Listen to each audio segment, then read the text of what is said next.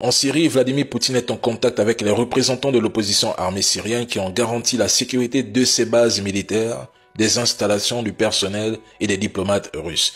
Les terreaux ont rassuré Poutine qu'aucun dommage n'a été subi et qu'il n'y en aura même pas. Pendant ce temps, Bachar al-Assad, accompagné de sa belle famille, je suppose, a trouvé refuge en Russie où il profite d'un asile sécurisé. Certains prétendent que Poutine l'a lâché, trahi et abandonné. Mais il semble peu plausible qu'un dirigeant abandonné à son sort décide de s'exiler volontairement dans le pays qu'il aurait supposément lâché, abandonné ou trahi. Chacun tirera ses conclusions. Du côté iranien, on reproche à Assad d'avoir ignoré leur avertissement. Il lui avait signalé que des groupes armés préparaient une opération de grande ampleur et qu'il serait difficile de l'affronter, surtout face à des forces occidentales déterminées et engagées à le renverser. Et c'est vrai, ce qui s'est passé en Syrie, c'est qu'une succession de compromis d'accords et de tractations, rien de plus. Et là, chacun aura sa réponse. Maintenant, un peu d'histoire récente. En Iran, le Shah est tombé, le monde s'est réjoui, résultat, l'Iran des moulahs. En Irak, Saddam est tombé et le monde s'est réjoui, résultat, le I.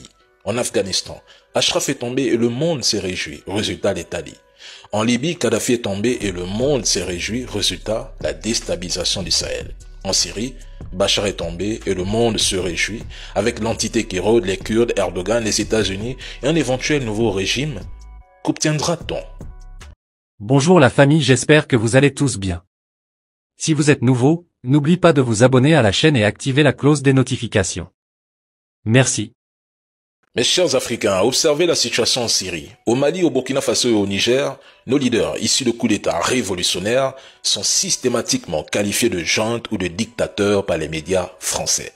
Certains Africains, eux-mêmes, passent leur temps à critiquer l'alliance des États du Sahel. Et pourtant, en Syrie, des groupes terreaux, rebelles, ont envahi le pays, atteint la capitale, renversé Bachar al-Assad en coup d'État. Ils ont pris le contrôle de la télévision nationale et du ministère de la Défense pour ensuite annoncer la chute de Assad.